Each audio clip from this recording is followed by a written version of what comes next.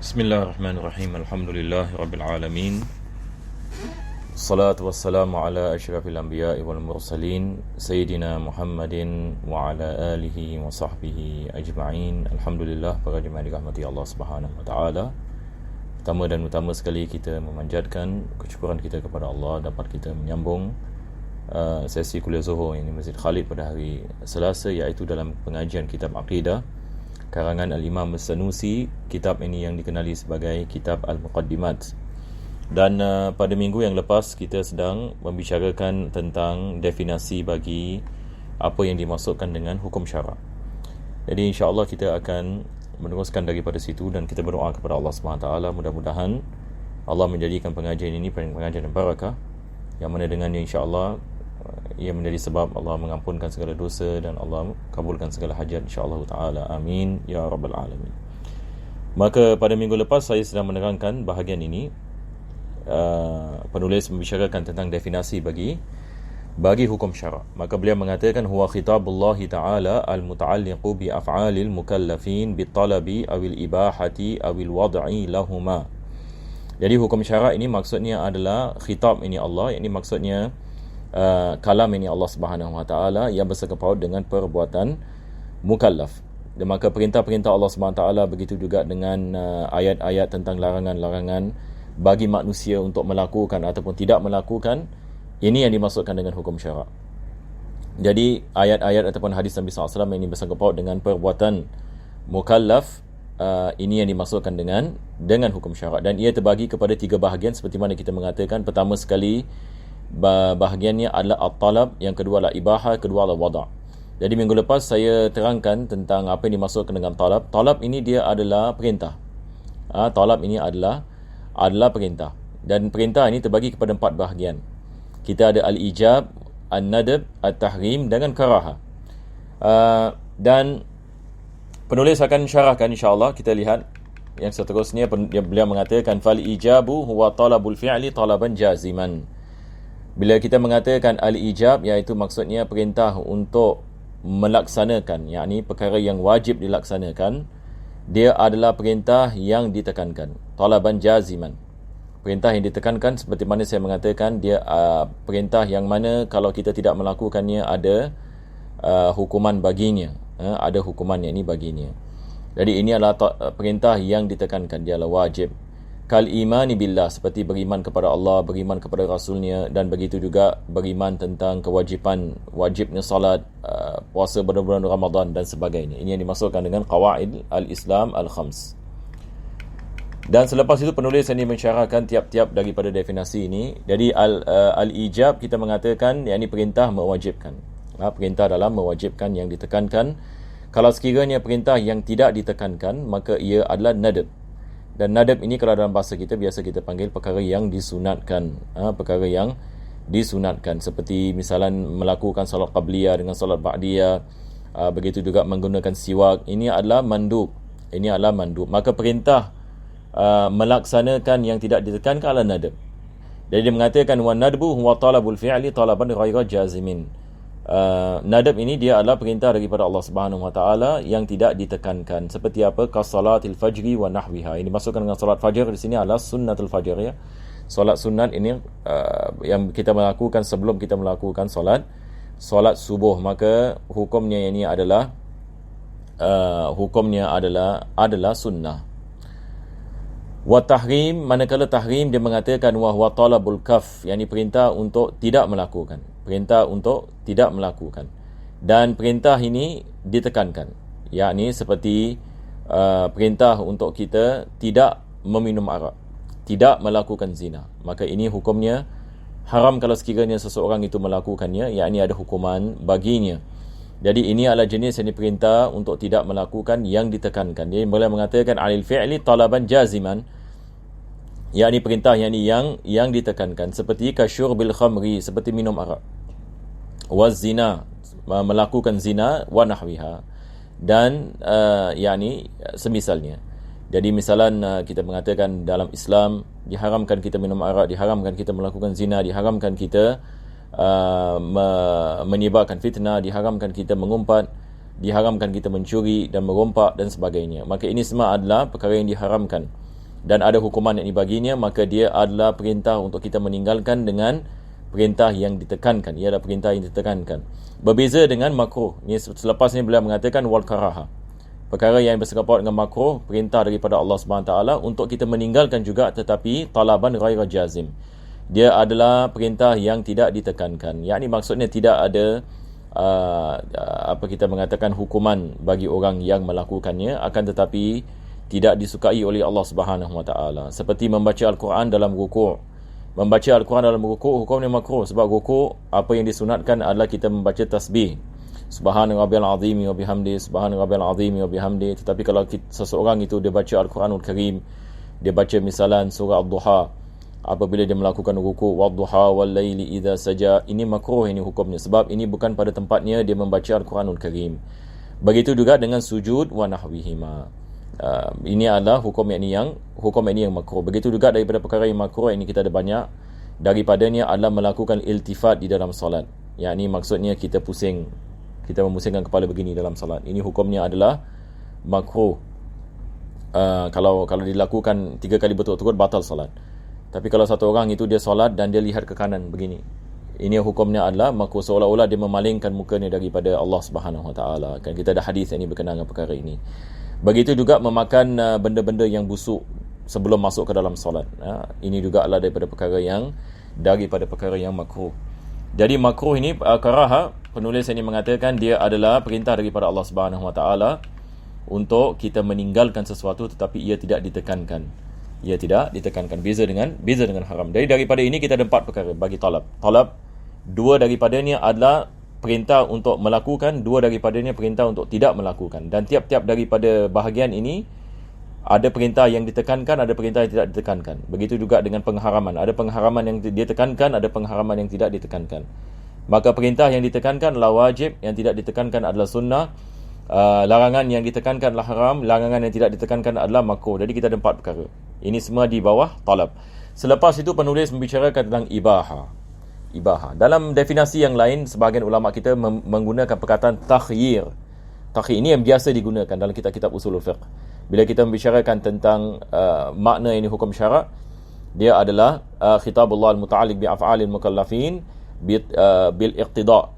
Sebahagian kitab mereka tidak menggunakan perkataan talab, ya, dia menggunakan perkataan bil iqtida' wa takhyir awi takhyir awil wad'i. Cuma di sini ada beza dalam segi lafaz. Ini penulis ini mengatakan perkataan talab daripada perkataan iqtida', dan dia menggunakan perkataan ibaha daripada perkataan takhyir.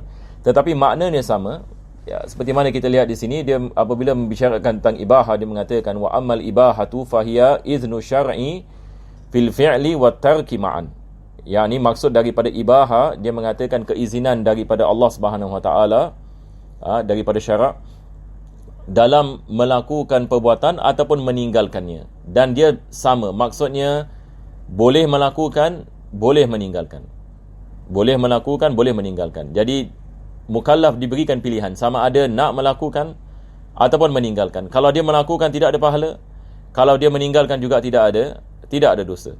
Ini kita mengatakan ibaha, yakni keizinan daripada syari', iaitu daripada Allah Subhanahu Wa Taala untuk kita melakukan ataupun tidak melakukan. Min ghairi tarjihin, tanpa kita tarjih, tanpa kita mengatakan melakukan yang lebih afdal ataupun meninggalkan yang lebih afdal. Dia 50-50. Kedua-duanya adalah sama. Ini yang dimaksudkan. Beliau mengatakan min ghairi tarjihin li ahadihima 'alal akhar. Tanpa kita melakukan tarjih, yang boleh ataupun yang meninggalkan. Kedua-duanya adalah sama ada kita melakukan ataupun kita meninggalkan, maka ia tidak membawakan pahala ataupun ia tidak ada hukuman yakni baginya. Dan dia memberikan misal yakni seperti kal bai'i wan nikah, seperti kita melakukan jual beli, yakni sebahagian jenis yakni jual beli yakni hukumnya mubah. Kita melakukan yakni jual beli, membeli makanan, membeli minuman sebagai misal, membeli yakni pakaian dan sebagainya. Maka hukumnya adalah mubah selagi mana kita tidak melakukan benda-benda yang diharamkan dalam jual beli. Nah, begitu juga dengan pernikahan. Pernikahan ini boleh menjadi mubah kalau sekiranya seseorang itu dia tidak berhajat ini kepadanya, yakni misalan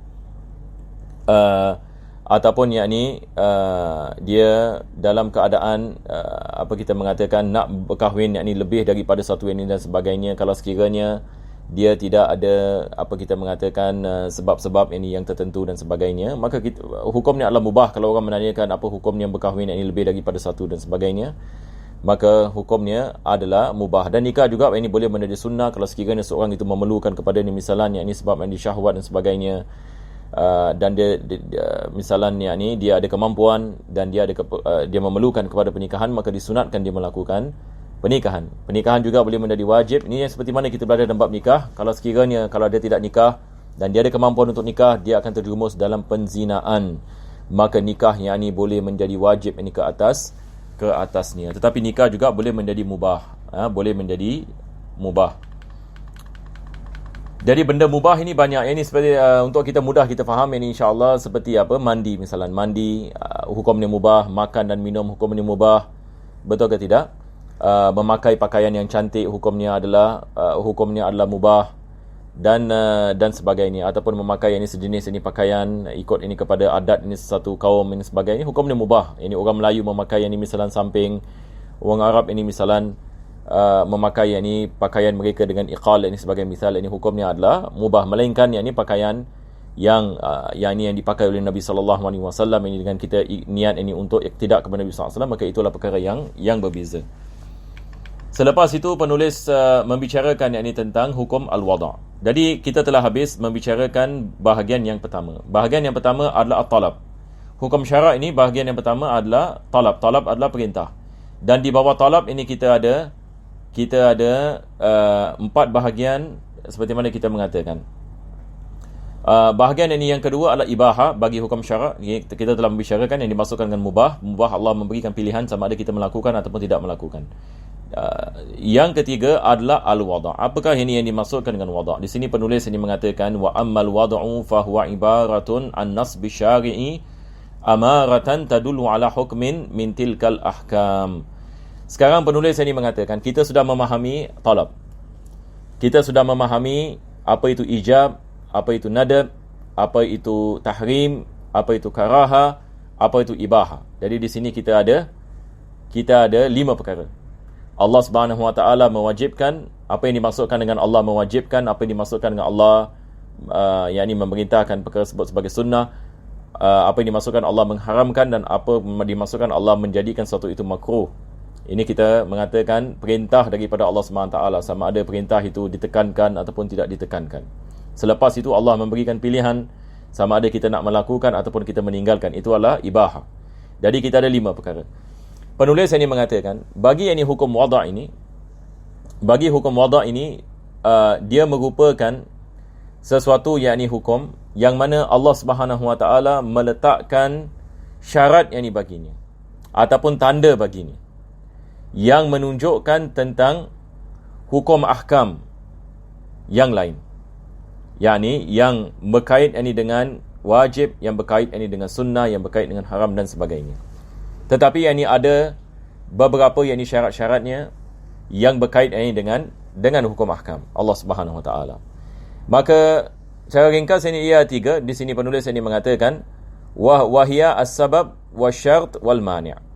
Jadi insya-Allah bila kita membicarakan seterusnya, insya-Allah kita akan faham ini apa yang dimaksudkan. Sekarang ini untuk kita memudahkan untuk kita faham ya. Kita balik kepada hukum solat misalan, untuk kita memudahkan untuk kita faham ini kaitan di antara yakni apa yang dimaksudkan dengan talab dengan apa yang dimaksudkan dengan wada'. Sekarang ini kita lihat ini kepada solat zuhur misalan. Solat zuhur adalah wajib. Dia adalah termasuk ini dalam kategori apa? Kategori wajib. Kita ada beza di antara al-ijab dengan wajib. Tadi kita mengatakan al-ijab datangnya daripada Allah Subhanahu Wa Taala. Allah perintah Allah Subhanahu Wa Taala untuk kita melakukan satu perbuatan dan ditekankan ini adalah kita mengatakan ijab. Dia bersangkut paut dengan perbuatan yang mukallaf.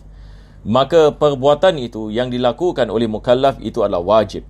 Yang ini sebagai misal kita mengatakan Allah mewajibkan solat zuhur. Maka melaksanakan solat zuhur hukumnya adalah wajib. Pelaksanaan ini bagi solat zuhur adalah wajib. Jadi kita mengatakan solat zuhur ini hukumnya wajib. Akan tetapi kita tidak boleh melakukan solat zuhur kalau sekiranya waktunya belum masuk. Jadi ini yang dimaksudkan dengan wada'. Walaupun kita mengatakan solat zuhur adalah wajib, adakah kewajipan solat zuhur terus menerus ini kita melakukannya, ataupun kita boleh melakukannya bila-bila masa? Tidak. Di sini Allah Subhanahu Wa Taala meletakkan syarat bagi ini, meletakkan sebab yang bagi kita melaksanakan kewajipan tadi. Bagi kita melaksanakan kewajipan tadi. Ini yang dimaksudkan dengan hukum wada'. Jadi hukum wada' membicarakan yakni tentang keadaan, bagaimana kita dapat melaksanakan kewajipan ataupun meninggalkan perkara yang diharamkan dan sebagainya. Jadi kita pertama sekali mengatakan bagi kewajipan melakukan solat zuhur, pertama sekali mesti masuk waktu zuhur, iaitu waktu zawal. Kalau tidak ada waktu zawal, maka tidak ada solat zuhur. Begitu juga dengan solat Jumaat, sebab waktu zawal ini dia adalah sebab wajibnya melaksanakan solat zuhur. Ini adalah bahagian yang pertama. Jadi kita lihat yang pertama, yang ini penulis yang ini mengatakan berkenaan dengan sebab. Mungkin saya membicarakan yang lain dulu supaya kita mudah untuk kita faham. Jadi pertama sekali sebabnya masuknya waktu zawal. Taib. Sekarang yang ini bayang, kita dah masuk waktu zawal. Kita sudah masuk waktu zawal. Dan kita sudah boleh melakukan solat zuhur. Akan tetapi kita tidak boleh melakukan solat zuhur kalau kita tidak mengambil wudu. Maka wudu ini dia adalah syarat bagi sahnya solat kita. Jadi sebab kewajipan sudah masuk, iaitu waktu zawal. Dan syarat bagi sahnya kewajipan itu, iaitu salah satu daripadanya adalah kita mengambil wudu dalam keadaan suci daripada hadas kecil dan juga hadas besar. Maka ini adalah syarat bagi sahnya salat. Seorang wanita misalnya nak melakukan salat, waktu zawal sudah masuk dan dia sudah mengambil wudu, akan tetapi datang haid. Haid ini adalah mani'. Ini yang ketiga. Haid ini adalah mani', yakni sudah masuk waktu zawal, dia dah ambil wudu ini sebagai misal, selepas itu dia lihat darah. Tamam? Maka dia tidak boleh melakukan solat zuhur. Sekarang yakni solat zuhur tidak diwajibkan ke atasnya. Apa sebabnya? Sebab ada penghalang. Apakah penghalang tersebut? Yakni datang haid. Jadi untuk kita mengatakan solat zuhur itu wajib bagi seorang mukallaf, dia mesti meraihkan perkara-perkara ini. Ini yang dimasukkan dengan al-wada', hukum al-wada'. Dia balik ini kepada keadaan dan situasi. Dia menerangkan kewajipan. Jadi sekali lagi ini kita melihat ini kepada definisinya. Dia mengatakan wa ammal wad'u fa huwa ibaratun an nasbi syari', yakni Allah SWT dia meletakkan tanda-tanda dan syarat-syarat yang menunjukkan tentang hukum tersebut. Yakni kita sebagai misal kita mengatakan solat wajib.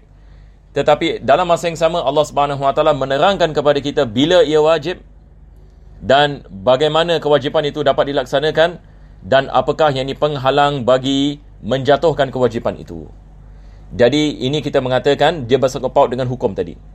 Maka ini adalah hukum ahkam yang bersangkut paut dengan hukum ahkam al-wada'i yang diletakkan oleh Allah Subhanahu Wa Taala bagi sesuatu hukum.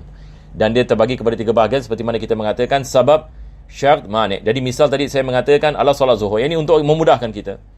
Jadi sebabnya adalah masuk waktu zawal, syaratnya adalah dengan kita mengambil wudu, mani' supaya dia tidak ada seseorang itu bukan dalam keadaan haid ataupun datangnya gila misalan.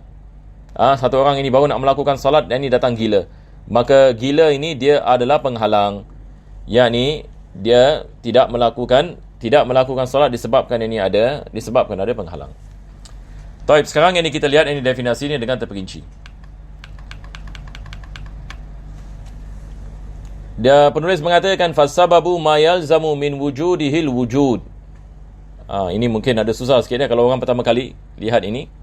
InsyaAllah ini saya akan pelan-pelan ini. Saya rasa tidak ada masalah kalau kita memahami ini misalnya, maka tidak ada masalah ini kita dapat memahami ini definisinya.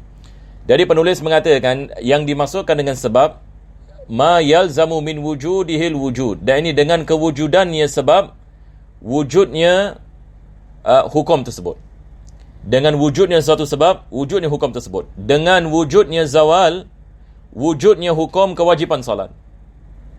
Dengan wujudnya zawal kita mengatakan sebab, waktu zawal. Dengan masuknya waktu zawal, ini dengan wujudnya waktu zawal, wujudnya hukum kewajipan untuk melakukan salat. Jadi ini yang dimasukkan pada bahagian yang pertama. Ma yalzamu, yakni apa yang dilazimi daripada kewujudannya, kewujudan hukum. Ma yalzamu min wujudihil wujud wa min adamihil adam, dan dengan ketiadaannya juga ketiadaan hukum. Yakni dengan tidaknya masuk waktu zawal, tidak ada kewajipan melaksanakan solat zuhur. Sebagai misal, kalau kita pakai 10 pagi misalan, belum lagi masuk waktu zawal, adakah dibolehkan kita melakukan solat zuhur? Yakni hatta kalau kita melakukan solat zuhur sekalipun, yakni ia tidak wujud. Yakni maksudnya seolah-olah ia tidak wujud, ia tidak sah. Jadi dengan adanya sebab, adanya hukum. Tidak adanya sebab, tidak adanya hukum. Ini dimasukkan. Lizatihi. Yakni penulis ini mengatakan lizatihi, yakni walaupun seseorang itu dia melakukan ini solat ini zuhur, maka solat zuhur tersebut yakni tidak menjadi sah. Tidak menjadi sah. Yakni sebab kita apabila mengatakan tidak, sebabnya ini tidak wujud, maka hukumnya yakni tidak ada, walaupun yakni kita mendatangkan yakni perbuatan yakni tersebut. Dan dia memberikan misal ka zawali syams li wujubi zuhur. Ini seperti misal tadi kita mengatakan tentang waktu zawal bagi kewajipan yakni solat yakni zuhur. Jadi untuk memudahkan, seperti mana tadi kita mengatakan misal solat zuhur. Jadi pertama sekali tentang sebab. Sekarang kita membicarakan tentang syarat. Syarat seperti macam wudu, seperti tadi kita mengatakan wudu adalah syarat bagi sah ni solat. Definisinya, penulis ini mengatakan ma yalzamu min adamihil adam. Yakni dilazimi ketiadaan syarat, ketiadaan yakni hukum. Yakni ketiadaan yakni syarat, yakni ketiadaan yakni perbuatan ataupun yakni hukum yang dikenakan. Kita mengatakan tidak ada wudu, tidak ada salat. Tidak ada wudu, tidak ada salat. Hatta kalau dia melakukan salat, tidak sah salat. Jadi ketiadaan yakni wudu melazimi ketiadaan yakni salat. Ketiadaan yakni wudu melazimi ketiadaan salat. Ini dimaksudkan ma yalzamu min adamihil adam. Dengan ketiadaannya, ketiadaan ini hukum. Wala yalzam min wujudihi wujudun wala adam li dhatihi. Tetapi dengan wujudnya syarat, tak semestinya wujudnya hukum ataupun ketiadaannya. Apa maksudnya? Sekarang misalan saya mengambil wudu. Adakah dengan saya mengambil wudu wajib saya salat? Adakah dengan saya mengambil wudu wajib saya salat dengan wudu itu? Tak semestinya. Yani mungkin saya mengambil wudu tapi saya tak salat. Sah ke tidak wudu? Sah ini wudu. Maka wudu ini kita mengatakan syarat bagi sahnya salat, tapi tak semestinya dengan ambilnya wudu wajib ini saya salat. Nampak tak? Maka di sini penulis mengatakan wala yalzamu min wujudihi, tidak dilazimi dengan kewujudannya wujudnya satu hukum. Tak semestinya saya mengambil wudu wajib saya salat. Wala adam, tak semestinya saya yakni mengambil wudu yakni sama ada saya melakukan salat ataupun saya tidak melakukan salat, tidak melazimi yakni dengan syarat. Sekarang saya ada wudu, tak semestinya saya melakukan salat ataupun tak semestinya saya meninggalkan salat. Saya boleh melakukan salat. Saya boleh melakukan salat dan juga saya boleh tidak ini melakukan salat dengan wudu itu. Maka dia tidak menjadi sesuatu perkara yakni yang apa kita mengatakan yang dilazimi. Dan penulis memberikan misal seperti apa? Katamamil hauli li wujubiz zakah. Yakni berkenaan yakni dengan haul. Apabila yakni berlalu yakni satu haul. Apabila yakni berlalu yakni satu haul, yakni baru kita mengatakan wajib yakni seseorang itu yakni mengeluarkan zakat. Misalan satu orang yakni misalan ada wang, tapi wangnya tak sampai kepada nisab. Wangnya tak sampai kepada nisab. Berlalu satu haul. Adakah diwajibkan dia mengeluarkan zakat? Tidak diwajibkan. Jadi haul ini kita mengatakan hanya syarat sahaja. Dengan adanya haul, dia adalah daripada syarat bagi wajibnya kita mengeluarkan zakat. Tapi tak semestinya kita sampai kepada haul wajib kita mengeluarkan zakat. Yani seperti apa? Seperti mana tadi kita mengatakan, kalau sekiranya duit kita tak sampai kepada nisab dan kita sampai kepada haul, maka tidak diwajibkan kita mengeluarkan zakat. Maka haul ini dia ibarat ini seperti wudu, yakni dia adalah syarat. Dia adalah syarat yakni bagi yakni kita menunaikan zakat. Tetapi dengan wujudnya haul tak semestinya kita wajib menunaikan zakat. Begitu juga apabila yakni wujudnya haul, Dan kalau duit kita sampai yakni kepada nisab, maka sekarang yakni kita mengatakan diwajibkan yakni kita mengeluarkan zakat apabila telah sampai yakni kepada haulnya. Ini yang dimasukkan yakni dengan syarat, yakni bagi sahnya kita mengeluarkan zakat adalah kita mengeluarkan zakat yakni pada yakni haulnya. Yang ketiga adalah al-mani'. Al-mani' seperti mana kita mengatakan dia adalah perkara yakni yang yang menghalang. Ini tadi saya memberikan misal solat zuhur, seperti haid misalan. Haid adalah mani' bagi kewajipan solat. Jadi penulis akan memberikan misal yang sama. Dia mengatakan wal mani'u ma yalzam min wujudihi al-adam. Ini terbalik pula. Mani' ini, penghalang ini adalah dengan kewujudannya dia melazimkan ketiadaan hukum. Yakni dengan adanya haid tidak ada salat. Dengan adanya haid tidak ada salat. Ma yalzam min wujudihi al-adam wala yalzam min adamihi wujud. Tetapi dengan ketiadaan mani', dengan ketiadaannya, maka tidak semestinya wujudnya hukum. Yakni misalan seorang wanita tidak ada haid, tak semestinya dia tidak ada haid wajib dia solat. Tak semestinya dia tidak ada haid wajib ini dia melakukan solat. Nampak tak? Jadi kalau sekiranya dia ada haid, maka tidak diwajibkan dia melakukan salat. Tapi kalau dia tidak ada haid, tak semestinya dia melakukan salat. Semua balik ini kepada seperti mana kita mengatakan sebab dan syarat, sama ada dah masuk waktu ke belum masuk waktu dan sebagainya. Wala yalzam min adamihi wujud wala adam. Yakni dengan ketiadaannya dia tidak melazimkan kewujudan hukum ataupun ketiadaannya. Kita tidak mengatakan dengan tidak ada haid sama ada diwajibkan dia melakukan salat ataupun tidak diwajibkan yakni dia melakukan salat, maka ia tidak ada kait mengait yakni dengan kewajipan ataupun kewajipan satu hukum ataupun ketidakwajipan sesuatu hukum. Mengatakan wala yalzam min adamihi wujudun wala adam li dhatihi kal haidhi li wujubis salah. Seperti yakni haid bagi kewajipan yakni salat. Jadi saya rasa tidak ada masalah insya-Allah. Jadi kita akan berhenti di sini. Pada pengajian kita yang akan datang, kita akan masuk ini kepada hukum adi. Ini adalah bahas ini yang lain. Kita akan yakni membicarakan pada minggu yang akan datang insya-Allah taala. Alhamdulillahirabbil alamin. Allahumma shalli wa sallim ala sayyidina Muhammad wa ala sayyidina Muhammad. Rabbana atina fid dunya hasanah wa fil akhirati hasanah wa qina adzabannar. Sallallahu ala sayyidina Muhammadin wa ala alihi wasallam. Alhamdulillahirabbil alamin.